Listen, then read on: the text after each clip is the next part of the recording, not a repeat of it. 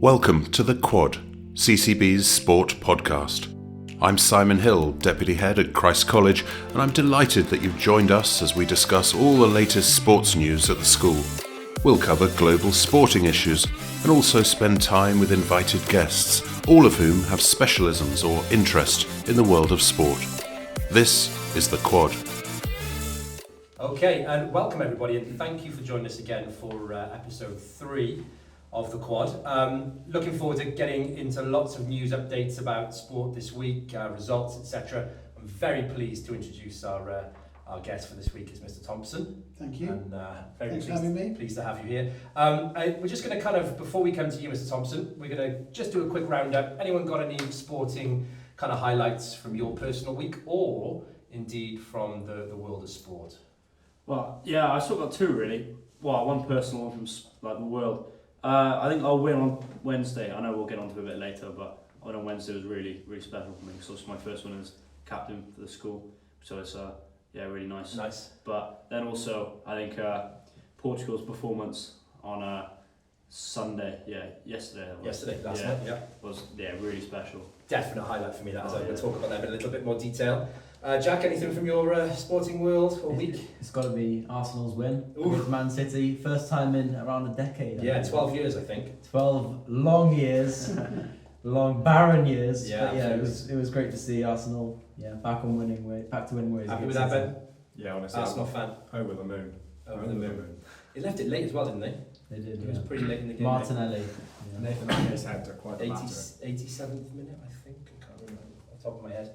Anyone else? Any kind of highlights, Mark? Yeah, our football match on Wednesday against Senny Bridge.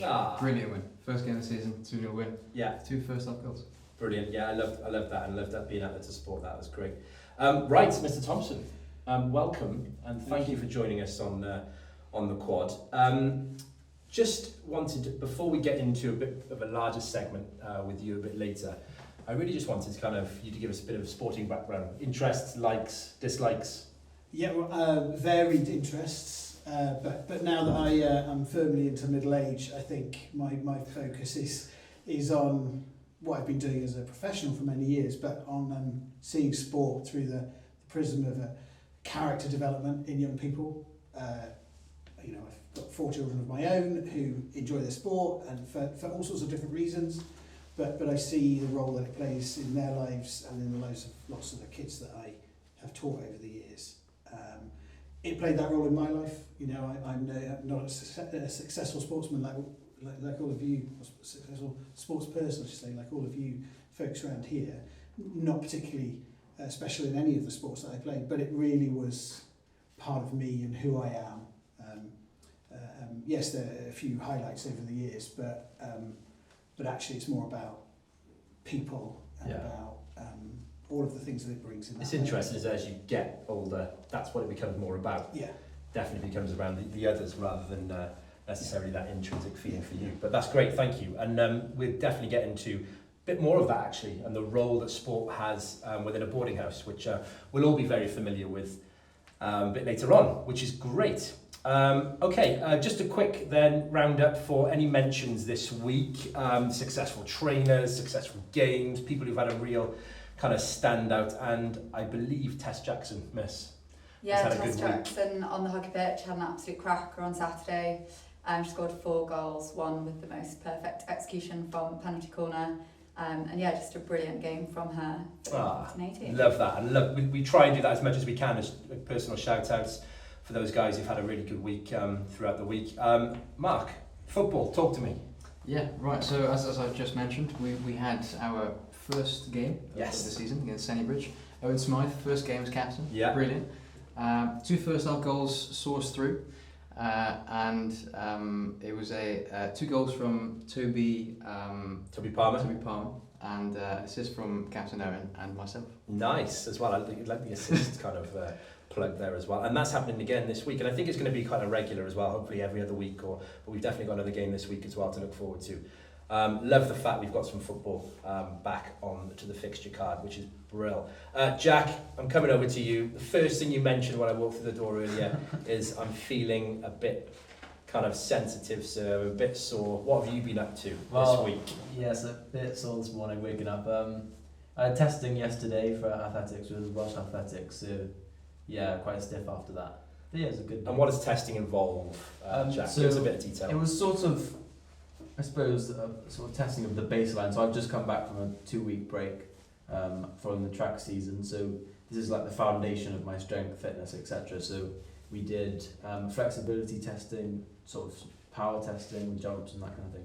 Bit of S&C testing, which was mainly why I'm so stiff. I got a PB, 30 metres, yeah. Fantastic. 0.01. Love But I'll still take Love it. that. You take that. Every athlete's got to take those silver linings. I'm now down to 3.20. And you know that as well, yeah, So I'm happy absolutely. with that. And do you enjoy that aspect of training? Do you like the testing? Do you like, yeah. Why? It's nice. Well, it's interesting from a sports science perspective, and I think it's really useful. It sort of quantifies your progress over time. Athletics is a sport where it's very quantifiable. You know, you run this quick, you produce this much lactic acid, etc. So yeah, it's really sort of valuable tool. And it's funny, in athletics, you definitely look for those gains, don't you? Those little marginal gains, Yeah. because it can be quite a lonely or quite kind of thankless sport at times. You know, there's only 3 people who can get recognised for, obviously, for the first, second, and third. So, you know, you're looking for those marginal gains, and you're looking for that element of PB. You're looking for any time that you can have that form of kind of satisfaction for your training paying off. So I should imagine testing is big. Yeah, well, when I'll get the data back in a few weeks' time, and I think that'll definitely reveal a lot of my strengths, weaknesses, that kind of thing, moving forward. Yeah, like you say, constantly working on the negatives and turning them into strengths. Awesome. I think we're going to have a bit of fun with you later, and I'll find a bit more about those tests as well. So I'm looking forward to hearing about that. Okay, roundup of the week then, and just to kind of go through what's been happening in the world of sport, quite close to home and here in us, so involving us here in Wales, I guess. Rugby World Cup continues to dominate, doesn't it, really, the sporting world and the sporting media. And obviously we've got a vested interest in that. So anyone want to kind of kickstart, who's seen what, who's watched what game, any standouts? Well, it's been a really busy weekend, really, sort of like quarter-final deciders. I think what was really interesting was in Pool D, in England's pool, obviously, not England's pool, sorry, Wales's pool, Fiji and Australia, over the knockout line, 6 points difference between them. Wow. So, because obviously Fiji lost to Portugal, Yeah. they still managed to go through because Australia and Fiji were on the same amount of points, but Fiji obviously scored 6 more points than Australia. And I think it was the losing bonus point as well, which really helped for them to get over the line, and it was a brilliant match. Did anyone else watch that? Or? Yeah. I loved it. And we talked about Portugal last week as well, didn't we? And how fantastic they've been. They were a big standout. I was so chuffed for them to get that win. England. There's got a few England fans in here. Yeah. Yeah. You say few. A few? No, there is. There's one. Oh yeah, just you. Go on then. How are you kind of pitting England's chances of progressing? I think my fear is that they'll be one of the weakest semi-finalists ever to play in a World Cup, and that's a shame. They performed really poorly on Saturday. Started really well. Great game against Argentina, and since then almost gone off the boil. We'll see. They have all sorts of funny ways of doing things. I remember there was this story in the summer, wasn't there, about played a game against Wales.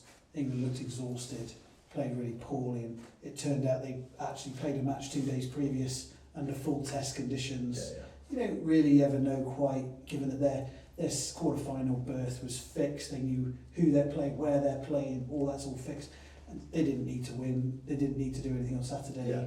Maybe, Psychology of sport. Maybe there's something else going on there.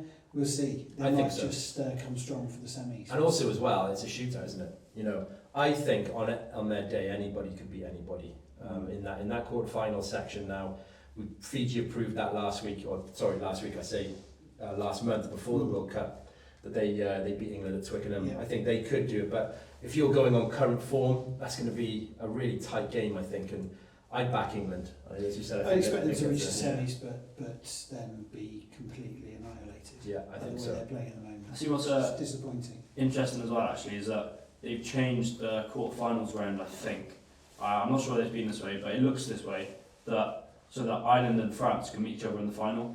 Because I think what it was before was that they could only meet each other in the semis.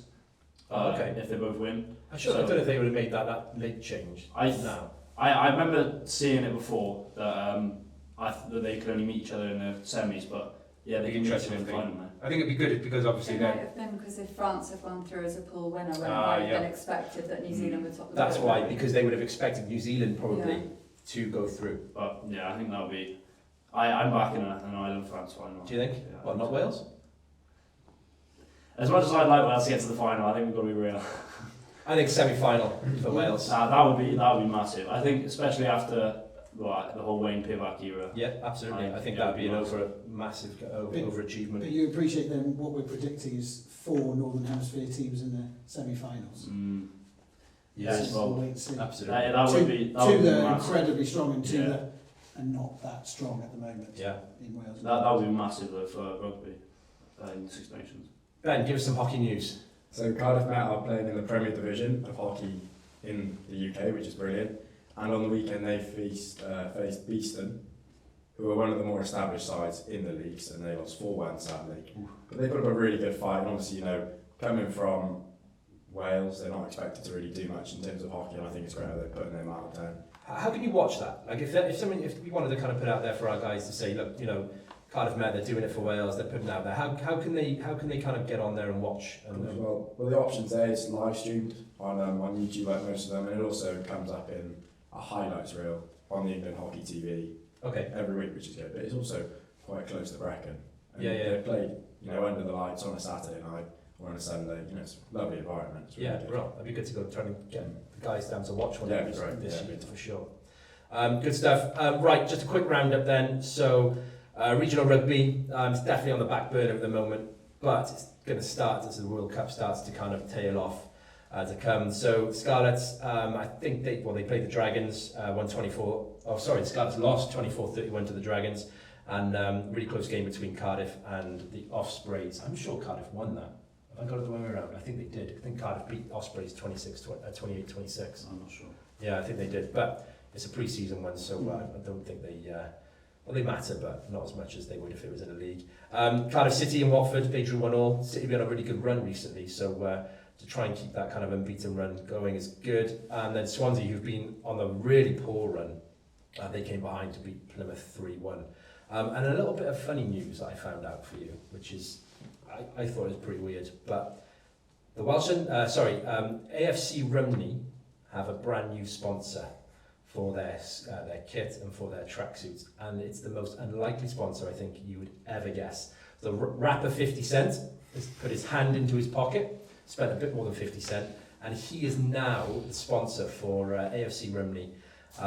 Long story, I read through it, but the manager of AFC Rumney did some security work for 50 Cent back a couple of months ago, and the parents were all nagging him, asking for sponsor, and he did. He put it out there, and he came through and gave him the kit, and then he went back and asked for a tracksuit as well, and he gave him a tracksuit. So brilliant, it's nice to see that. It's a good little fun story. I think that one. Right, let's do a quick roundup of Champions League and football. Yeah, Manchester United lost against Galatasaray with 2-3. Yeah. So they lost both games in the Champions League so far. And Manchester City won against Leipzig with 3-1. That's the first time they won at Leipzig ever. And then the Premier League, Manchester City lost against Arsenal, as we already We heard. mentioned that earlier. We got two Arsenal fans over there, so they're extremely pleased by that. I can still see them smiling.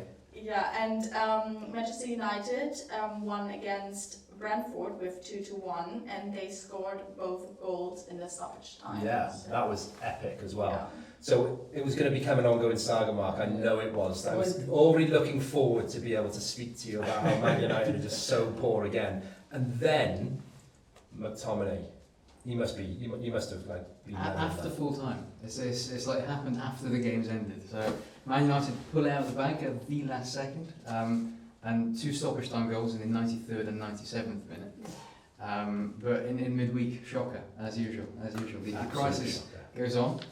So I think it started off with Højlund, a Højlund goal. Galatasaray then equalised, and Højlund bagged the brace. And United were leading until the final phase of the game, to be fair, when Galatasaray equalised once again. Then crisis hit. Again. Onana spilled the ball. I think Casemiro then went in for a challenge. Red carded. Penalty. Icardi misses. And then redeems himself, scoring a late winner. Plunging Ten Hag's job Absolutely, into distress. I think he's up against that, hasn't he? He needed to win on the weekend. And McTominay came on as a sub as well. So you're thinking, and he was going to sell McTominay in the summer. Lifeline. Complete lifeline. Absolute car crash of a club. Absolute car crash of a club. But we do enjoy talking about Man United and the saga that follows them. Right, okay. CCB roundup, really. We're going to look at the results from the week, and we're going to throw it over to Darcy. Talk to me about hockey. Good result? Yeah, so on Wednesday we went over to Cheltenham to play Pates Grammar School, which I don't think we went into the game with the best mindset, but we came out with a 1-1 draw. Nice, okay. And then on Saturday we had our first win against Malvern St James. Excellent, yeah, first wins. So week of first wins as well. We'll come on to other first wins. Miss, how have the other girls got on this week with in the world of hockey? Yeah, the under-13s played on Wednesday as well, but back at home against Bedston, and they had an absolute cracker. I think they won 10-1, but also their team spirit was absolutely to be marvelled at. They were cheering like you have never seen when Bedston scored their only goal. It was so lovely. And then on Saturday we had under-15s, 13s and 12s at home. 15s, as already mentioned, cracking 4-0 win with the goals from Tess Jackson. Under-13s struggled a little bit on Saturday, and the under-12s came away with a draw, so busy weekend. Excellent. Rugby. I'm going to just go over the page here, but let's go to rugby first and then we'll bounce back to netball, I think. So rugby, week of first wins, Yeah, big win for us on Wednesday in the College League against Bridgend. They came up here.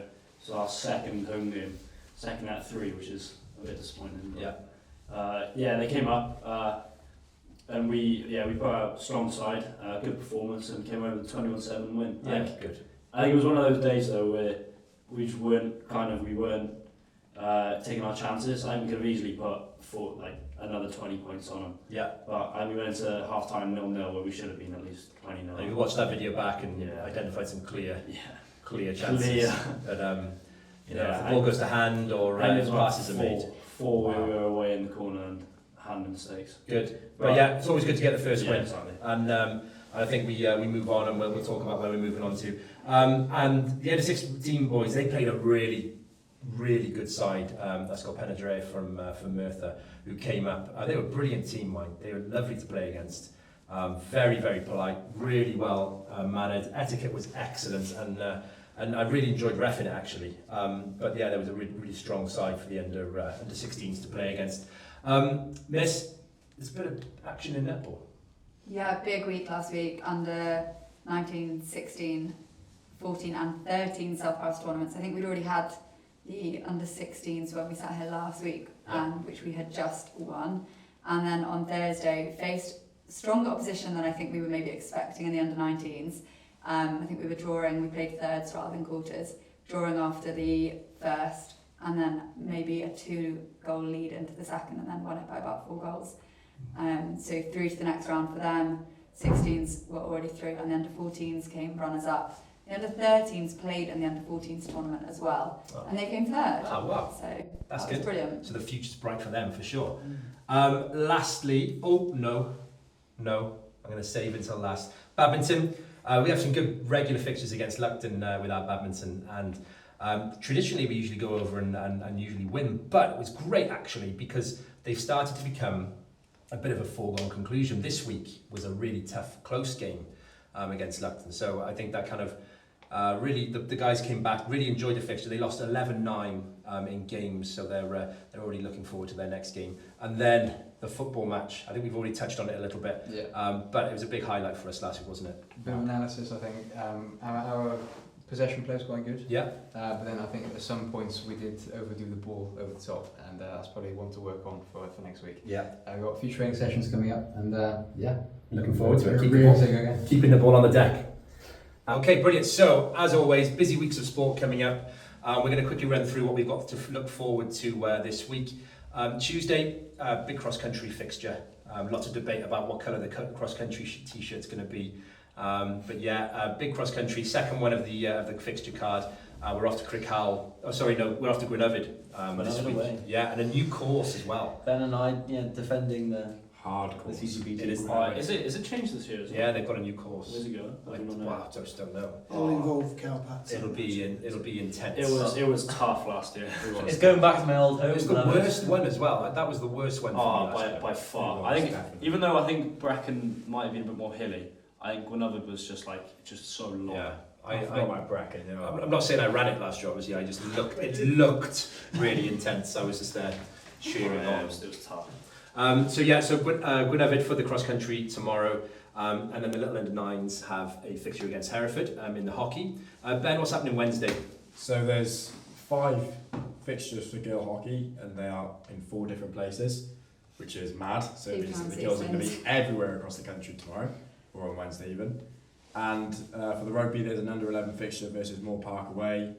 The rugby first boys are heading all the way down to Pembrokeshire to play Pembrokeshire College. Tenby RFC. Tenby RFC is a long day. That was a long day. And the boys rugby, the under 15s, 13s and 12s are versing Lupton. So hopefully pretty confident against Lupton and Moore Park for the younger years. But against Pembrokeshire College, I mean, with the colleges, you never know what they're going to be like. We really are travelling a lot on Wednesday, aren't we? Yeah. So lots of pupils will be all over Wales on Wednesday taking part, and England taking part in some fixtures. Then Friday, miss, big day for the girls. Yeah, double header on a Friday for the girls, which is an unusual one. We've got South Powers tournament in the morning, which is a simple shoot-off, us versus Crickhowell to get through, and that will be a straight qualifier through to regionals this year with the new change of format with the Hockey Wales competitions. They'll then go back to lessons for a bit, and then they're back out on the pitch at 4:30. We are really looking forward to welcoming Collegiate School from Bristol. They're travelling up here for a little mini tour, staying in Banai, and doing a little Friday Night Lights game against us. So. Nice. Big squad then, miss? Are we talking big squads? Obviously 2 games. That's quite a lot. Yeah, this is a good shout out actually. Darcy Thomas making her way into green and gold for the first time on Friday. Good. So looking forward to welcoming her into the team. Excellent. Right, on to our weekly segment about general topic. I'm pleased to say Mr. Thompson's back here to talk to us about the role of sport and the role of sport that plays in the boarding house. So we've got a few questions. People are going to kind of throw them out there for you. So I'm going to throw it over to Ben first for the first question. So, sir, how would you describe the role of sports in creating a sense of belonging and unity among the students in Orchard? The boarding house. A boarding house, Yeah, should we Orchard say, is the rather boarding than just Orchard. I think sport as an idea of building teams and building a collective view of things is really important. Obviously, it goes hand in hand with values in a house about a community, and that you're heading as part of a bigger picture, just one cog in a wheel, same in a team. But of course, we can talk about teams or sport in a non-team sense as well. Yeah, being part of a community, having people celebrating you, maybe having people point out 1 or 2 flaws might not be a bad thing, but I think sport in a boarding house plays a really important role in the life of a house, the ups and the downs, the soggy days, the sunny days, all of that helps to build appreciation of the collective, and then appreciation of the life that each person is living. So there's always some common ground. You all got wet that day, or you all lost that day, or you all won that day, and that just gives an opportunity to share common ground in environments where you're not necessarily have common ground, especially when you're new. You're just thrown in. I guess you're pretty well placed as well to see the emotions that winning and losing can have on the house. What impact that can have on a Wednesday afternoon, for example, or a Saturday when the guys come back or the girls come back. What kind of, does it affect the mood in the house? Or can it affect the mood in the house? It can. It doesn't mean that that's something that is a good thing. I try in my house over the many years to keep things on a fairly even keel. You know, a house that has a volatile emotion isn't really a healthy house in my view. So yes, there are people who'll be disappointed, and there'll be people who are ecstatic. Yeah. But actually, a little bit of measure in all of those things is important, I think, in terms of the values of any community, whether it's a team or a house. So I suppose yes, you feel it and you do notice that, but also we try and keep life, just like in any boarding school, life is routine, life is normal, our values don't change whether we win or lose, and we move along. Yeah, absolutely. Big competition this Saturday we should be definitely mentioning as well to look forward to. Not sporting related, but there's a big competition which that I'm sure will kind of come into. Obviously house music is this Saturday, and we wish all the houses all the best for that. Mark? So can you give any examples of sports that pupils in the boarding house typically engage in, and have there been any moments of standout camaraderie? So all house sport, inter-house, so competition. If you can bring it into a competition and you can call it sport, then it'll be, people will spill blood for that win, okay? And it's even more present in a small school like this, where for boys there are 2 houses. So you're a winner or you're a loser. Okay, there's no 3rd or 4th place. There's nothing in between. Same in the girls' houses. So you'll know this, Mark, over many years of being here, that if it's sporting, if it's inter-house, then it matters. Whether it's climbing or rugby, tennis or hockey, whatever it might be, it matters. You think back to cross country, which, absolutely. Frankly, you're all sadists. Anybody who's enjoying that, doing that, they must be completely mad. But when it comes to house cross country, everybody's got their trainers on, everybody's doing it, everybody's getting stuck in. I love that about house life. All for bragging rights. Yeah, and it's all for the right reasons. Mr. Paston will hate me for saying this, but win or lose is less material to me than what we're achieving by that collective approach to house values. Absolutely. No, I do agree with you. Mostly. Charlie? Yeah. Are there any, do you believe in any benefits from students participating in sports in school? Yeah, Charlie, it's huge. Do you know, part of what I'm trying to do as a housemaster is to build young people and the skill set of young people. And so you talk about all these fixtures on Wednesday. We've got, probably 150, 200 children going to travel to away fixtures. And think about the undertaking of that. So from packing your bag, or even before that, understanding that you're on the team sheet and what time's the meet. That is a skill that you're developing as a young person. It might seem completely natural to you guys sitting around here, but for someone who's in year 7, who's seeing their name on a team sheet for the first time, they're not having their hand held to the bus. They've got to get their kit ready. They've got to be there at the right time. They've got to remember to pack their kit after the match and bring it back. And those sorts of life skills actually come as a knock-on from playing sport. And we as teachers have to skill everybody in all of those little things. Social aspects of being able to shake someone who you've been battling against for giving everything, and you've got to shake their hand at the end, or celebrate their performance as much as you celebrate your own. These are the add-ons that really make a difference. They turn good people into great people, beyond winning, losing, or being incredibly skilled in the sport that you choose. And I think that matters incredibly in a school, in a sporting context, the extras.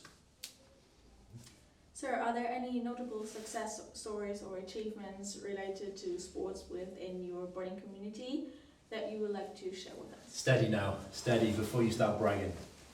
No, I wouldn't at all like to brag. Orchard's not lost Sports Day since 2017. No, I shouldn't. That's cut Mark to the core. No, I think I wouldn't, and nor would it be right to do so in a 2-horse race. I would celebrate Schoolhouse's achievements as much as I would Orchard. It would make no sense for one house to win every single competition. That we have had years like that. Yeah, that's why we won the whole cup last year. Yes. I think that doesn't make sense. It doesn't fulfil the values of sport in the context of a school and developing young people. That actually competition matters, but that competition needs to be spread around. Mr. Thomas and I worked for many years to try to ensure that children got opportunities in sports and children got opportunities to be able to celebrate in sports. And now we have a really nice structure that I think we're getting there. We really are making great progress with that. Close competitions are good competitions, aren't they? Yeah, I think that's important. We see it across the school in the juniors with us, TAF and Y, and in girls' houses, boys' houses. It's a really well measured. So I'm not going to shout too much about the the relative successes or not of Orchard over the years. I know that in my first few years in Orchard we were extremely sporting successful, but it's not a measure of how I would indicate. Yeah, it's not a measure of success of the house, is it? In the house. Absolutely not. That's what you got. How would you encourage students who may not have a prior experience or interest in sports to get involved and benefit from the physical and social aspects of it? That's a good question. It's a good question. How do I go about it? So part of it is to do with the culture that surrounds those people. So if they're used to seeing people who have modelled that behaviour, so throwing themselves into it, that's great because I can hold on to that and encourage other children to see good role modelling around them. So I would use role models a lot in that. So people who found their interest or their passion just by having a go, whether it's in fell running or rock climbing or water sports, wherever it might be. It can be harder in team sports. Team sports are hard to get into when I take on children when they're usually 13, 14. And if they've not started team sport life, that can be quite hard because you're jumping into something that appears established. That can be quite difficult, but turning up, keeping trying, waiting for the opportunity and then seeing how you go. And of course you'll know that our school is brilliant at embracing people who aren't used to these things and who might well not have confidence. Just the fact they turn up, they might get their chance when 5 people are off sick and they get their chance and they're celebrated just for being there. That makes a difference to people. And so keep getting to turn up and use role modelling a lot. I think that's important, but that's all about you guys. What's been your best memory of CCB sports so far, sir? I think the competition at Inter-House is ongoing. I really enjoy that for all the right reasons. What you see outwardly between the senior house parents appear for bloodlust is not at all what goes on behind closed doors. We really do celebrate each other's victories and I really enjoy that. Team-wise, I thought last year's Spirit Day for girls hockey was phenomenal. The lights, new scoreboard, the last second goal to beat Llandovery, brilliant. And I don't think that was expected, certainly not by me. I know that the girls had beaten Llandovery really comfortably earlier in the season, and then this was a really tight game. I was a bit nervous that they might win, and then the last minute goal. But we'll probably go back a couple of years and the trip to the Principality Stadium. Yeah, quite significant, but actually for me, the semi-final of that season when we played at Brecon Rugby Club, that was one of the most complete performances I've seen by a schoolboy team at a really high level. In what started out as pretty awful conditions, really terrific standard. So I'll probably go with that one. Brilliant. That's it. Interrogation over. Yeah, absolutely. Except for these things. I'm going to throw it over to Jack now because the standing item on our weekly kind of guest is the quick fire round, and these are the all important questions that matter. So Jack, go. Favourite sport? Cricket. Favourite food? Cake. Favourite athlete? Lewis Howes. Favourite sports team? England cricket. Favourite Olympic discipline? I'll go decathlon. Favourite sports venue? Oh golly. Oh no, I can't. I don't know. I'm sorry. Edgbaston. Messi or Ronaldo? Messi. Yeah, that's my answer. That is the last question, Ronaldo or Messi. Oh, sorry. It's not my sporting You have to cut that. No. highlights. No, it could be. Have you got any? I don't think anybody around this table knows that I played international sport, but that's another day. Another day. Right. European Championship. Can we talk about that? Are we allowed to talk about that? Yeah, we can talk about Right. Mr. Thompson, international sportsman. Yeah, so when I went to university, I segued away from rugby, which I'd never been particularly good at, into American football, and I was really well coached, and I did what I was told, and it turned out I was okay at it. Running back? No. I played all over. Sorry, that was. I played all over the place, but the top level that I played at was for GB students, and I played sort of a hybrid defensive linebacker role. Nice. I think picked for a particular role in the squad. I certainly wasn't a starter, and I was probably well out of my depth and picked for a number of different reasons for squad squad purposes, but that was the top level I played at. But I played all the way through my university career for GB students. North-South games were a particular highlight.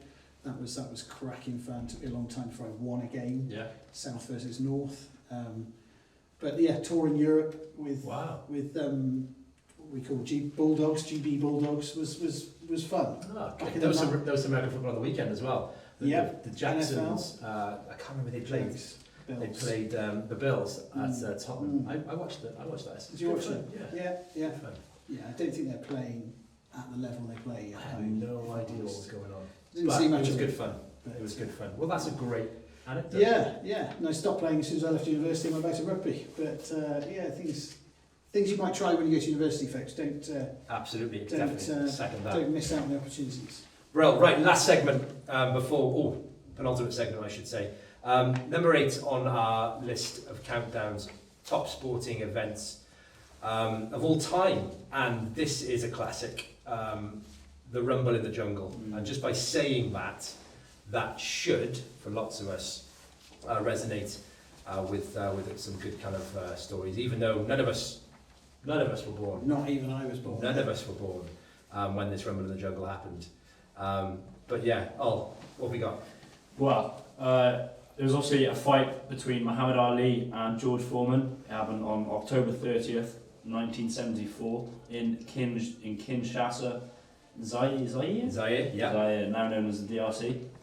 Obviously, Muhammad Ali and George Foreman, two unbelievably great boxers, but very different fighting styles. Muhammad Ali, he was highly skilled, very charismatic, but he had a very unorthodox fighting style, and he was very powerful personally. But George Foreman, he was very, very hard hitter.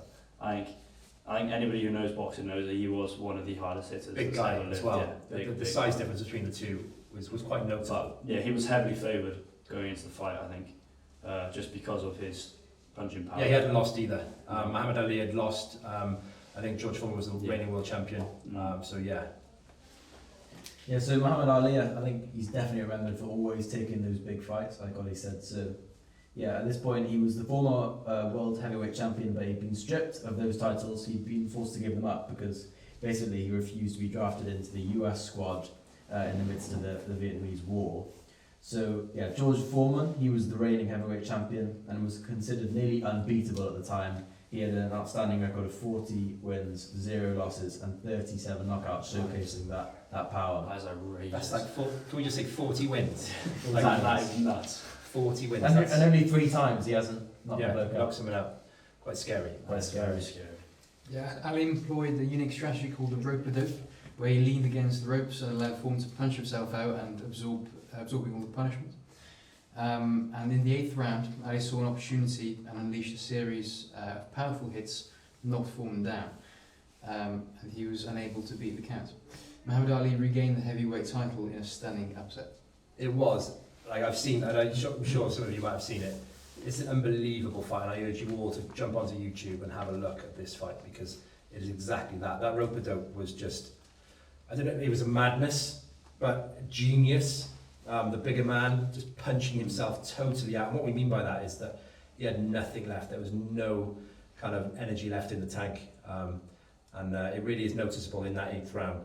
There's nothing left. I think that's part of the reason why Ali was able to win that fight. So I think George Foreman was expecting obviously Ali to go in with the head movement, the quick feet, the Ali that he was used to, but obviously he just tied him out throughout the fight. Yeah, and he just stood there in the ropes and got absolutely battered. Loads of body shots. I urge you all to go and have a look at it. It's a really it's a spectacle. So the fight is actually considered one of the greatest upsets in boxing history, and is a defining moment in Muhammad Ali's legendary career. I mean, he's got a pretty legendary career, so to be a defining moment is going to be pretty special. And it showcased Ali's intelligence, resilience, and adaptability in the ring. So just like the qualities that we know Ali for, and it was just everything seemed to come together for him on this one night, and he just nailed it. The Rumble in the Jungle is remembered not only for the boxing spectacle, but also for its cultural significance. There's more international attention to Zaire and African music and culture. So that's just I think demonstrating again the impact of sport, not only on the person but on on the culture, like Portugal as well. Yeah, absolutely. It can have a huge, significant impact. And it was the event of the year, the decade, and especially the decade in Africa. And there was, again, I don't know if you've seen the film, Ali, it's played by Will Smith, but that film, I would recommend to go out and watch that as well. That's all about leading up to this fight. And it gives you some kind of context into how big this fight moving out of the States, where all the big boxing fights would have been out in Las Vegas or in Madison Square in New York, to move it all the way over to a stadium in Zaire. It's a really big spectacle. I urge you all to watch it. It's fantastic. What we got there? What's the legacy, Charles? What kind of, how did it finish? So Muhammad Ali's victory in the Rumble in the Jungle remains a symbol of the triumph against odds, and is often referred in discussions about the greatest sports event of all time. Yeah, definitely. So that kind of up against the odds of all, people can go back to that. They use that as that iconic moment, don't they, to be able to kind of refer to. If you can draw inspiration from Muhammad Ali, who was the smaller man, he'd lost, he wasn't expected to win. People draw that kind of inspiration from that all the time. So yeah, definitely legacy there. Anything else? It solidified Ali's status as the greatest boxer of all time, and one of the greatest sporting figures in history. Absolutely. The fight's legacy extends beyond boxing, and it has inspired athletes and individuals to persevere in the face of seemingly insurmountable challenges. Yeah, absolutely. We just talked about that, didn't we? Facing that insurmountable challenge all the time and drawing that inspiration from moments like that in sport. I think us as sportsmen and women can definitely take some kind of inspiration from. That David and Goliath kind of feel, isn't it? For sure. That's brilliant. So he's number 8, or that instant, that fight, number 8 on our iconic kind of countdown of sporting moments. Right, last segment, shockers and rockers of the past week. Rockers, who have we got? Anybody? You want to talk to me about Formula 1? Yeah, Max Verstappen, 3rd Formula 1 world title in Qatar this weekend. Yeah, it's kind of big, isn't it? It's quite significant. Yeah, it's very significant, I think. Formula 1, anyone fan, not fan, watch it, get bored of it? Same winner all the time? Yeah, well, I'm a Lewis Hamilton fan, so I always enjoyed watching Lewis Hamilton win, but I think when he's not winning at the moment, it's hard. Yeah, I know, but I think he's definitely completely dominating everyone. I think if you look at the whole season, it's just been Max Verstappen winning everything. It's pretty special race there. But staying on F1 actually, there's been quite a bit in the news this week about it, because obviously Qatar conditions are very hot. I think it was Esteban Ocon threw up in his helmet. That's a shocker. Yeah, that is a shocker. Pre-race? No, in the 8th lap, I think it was, in the middle of the race. But even with that, there was 4 or 5 drivers after the race that couldn't get out of their cars because they were just so tired. Dehydrated. Yeah. And they would have had packs there to obviously hydrate throughout the race and the water, etc. But it's just so the hot. Conditions are so hot. It's got to be kind of their welfare. It's got to be the first priority. Yeah, so I'm sure that would get reviewed for sure. How much of it is about the driver and how much of it is about the car? Oh, Mark, we haven't got time for this debate. This is massive. It's difficult to say really, because obviously Max Verstappen is an absolutely unreal driver, but yeah, I think to be that dominant, there's got to be an element of the car is just better than other cars on the grid. It comes down to money, it comes down to investment, it comes down to kind of technology.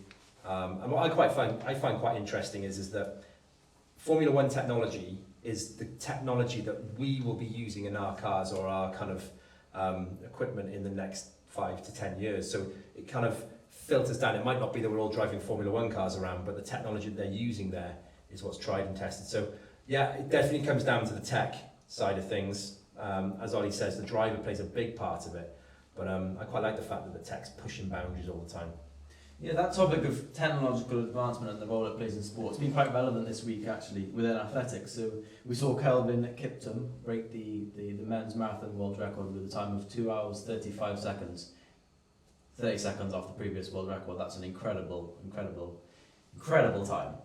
But I think the debate sort of inherent there is the fact that, well, he was wearing a Nike prototype, which we can't buy, but will become on the market soon. And there's a debate as to how far it's the shoes rather than the athletes. Obviously, through time, we've seen athletics, the times have been slowly getting better. And that you could say, training is becoming more sophisticated, we're becoming more aware of how to maximise performance of our training, but also the shoes we're wearing are getting more technologically sophisticated, and that's definitely got a big impact. Yeah, definitely. And there's a huge kind of media storm about that. Is what is the role of impact? Is the technology playing on times coming down? Yeah, well, World Athletics have put some barriers on it, so you're only allowed to have a certain amount of stack height.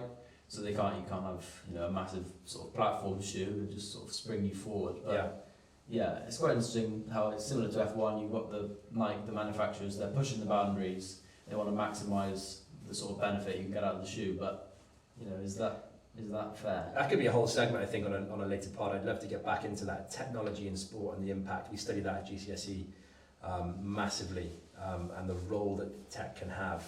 And the advantages and disadvantages. There's a big debate there. That leads on to another shocker of the week. VAR is back. I mean, it's got away with it on this one. Me and Ben were delighted about the Arsenal win, but again, VAR sort of under pressure. There was no red card for Kovacic after two quite dangerous tackles, but luckily Arsenal pulled through.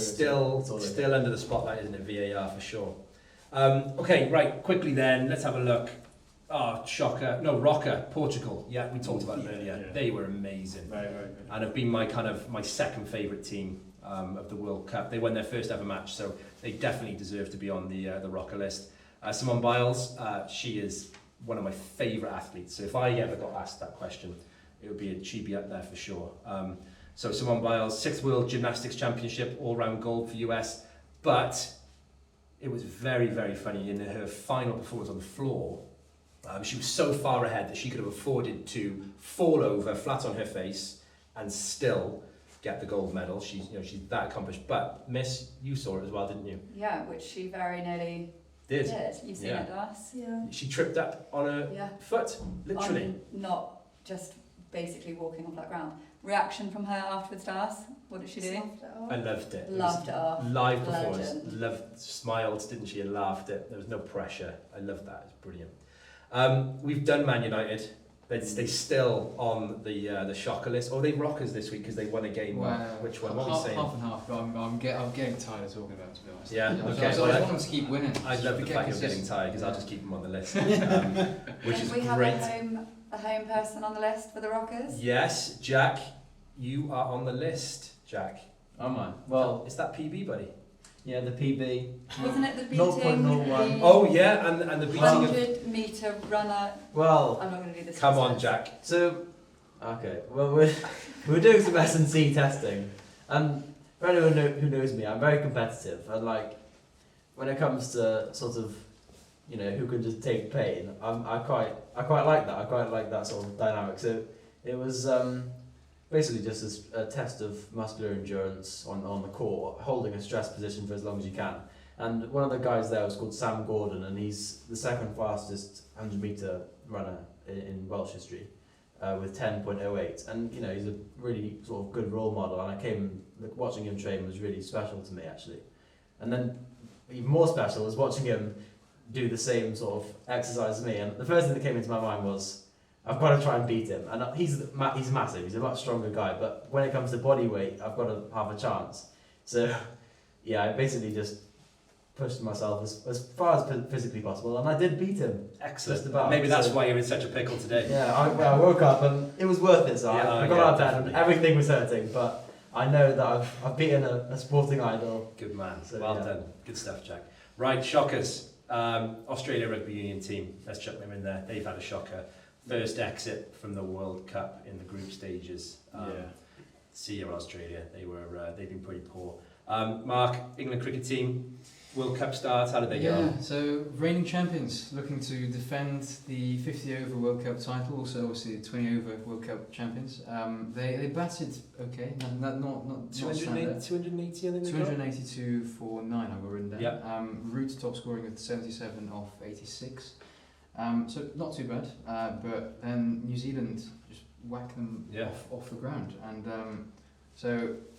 it was 2 centuries from Ravindra, who batting number 3, and Devon Conway, But at the start, it looked like England were onto a winner with Will Young getting out for a first ball duck. I think Diamond Duck, is that a made up term? Or is that? I've never No, it's real, but I Diamond think Duck it was the first ball of the second over that he was out. But, it was but his they first- did. his I first don't ball. think they'd had any runs on the board. I'm not sure, but The certainly. golden duck for Will Young. But then obviously 2 unbeaten centuries, 150 for Devon Conway. I think we're going to be expecting And, big scores, aren't we? yeah. On those pitches. I wonder how much impact the conditions will have. These are day-night games. The side batting second has been comfortably winning every game. Yeah. I'm not saying that England played well, or that New Zealand played particularly well on top. I do think there is an influence there. Yeah. Every team that's won the toss has elected to bowl and has won the game. Be interesting with it. Let's wait and see. Different locations as well in India, so different Yeah, conditions yeah. to get there, so you can't just coast through it. And England play again on Tuesday, so tomorrow, when the time of filming. And I hope they look forward to better it. than that. Yeah, for sure. I've been waiting for this next one to happen all World Cup, actually. The shot clock, Owen Farrell. I've been waiting for it because somebody was going to fall foul, and I love the fact it was Owen Farrell as well that fell foul of that. Sorry, it was just a little kind of pleasure of mine. But he watched the shot clock go all the way down and actually kicked it after the buzzer went, and his kick didn't count. And that could have been quite costly. Yeah, very. Could have been quite costly because that game was extremely close. Samoa should be on our rockers list, actually. They kind of exited really well from the World Cup. And then lastly, we talked about Max Verstappen winning. One of your fans, or one of your idols, Lewis Hamilton, not had the best of seasons. No, well, I think I've seen quite an interesting statistic actually. Is Max Verstappen's won 3 world champions since the last time Lewis Hamilton won a race. Oh wow! So yeah, That's mega. I know he's not doing too well at the moment, but yeah, hopefully he can. Fingers crossed for next year. Yeah, and they come back with a stronger car. Yeah. And that's it. Thank you. I've got one last one. Yeah, so heartbreaking moment. Entries. Go on, I love Heartbreaking moment for me. Paul Pogba, one of my favourite players of all time. He's been done for doping. Yeah. Testosterone twice, 2 tests. Looks like he's going to be permanently suspended. Yeah, that'll be 2 years at least, I think. He's a player I grew up watching for Man United, obviously, and that's it. He's done. One of the best players of his generation, and just a wasted talent. Anyway, back from that, two years suspension. I think is the minimum for. It should be life for me. Wow, yes. As an athlete, I think my sport is absolutely plagued by dopers, and if you threaten the integrity of sport like that, you shouldn't have the privilege to Jack, play you've again. given us 2 great topics to talk about in subsequent pods now. One about tech and the role that plays, and 2, should dopers be banned for Maybe life? that'll be a special episode. That could be. We could talk for hours on A that. Christmas special. I love that. Fantastic. Right, before we go, I've got to give the pod a plug. And subscribe and like, please, on Spotify. Yeah? And the first 2 episodes are out, so please get on there, subscribe and like the pod, get onto Spotify, and you can also watch this one live as it goes out on YouTube very soon as well. So thank you, everybody, and we look forward to seeing you all next week. Thanks for having me.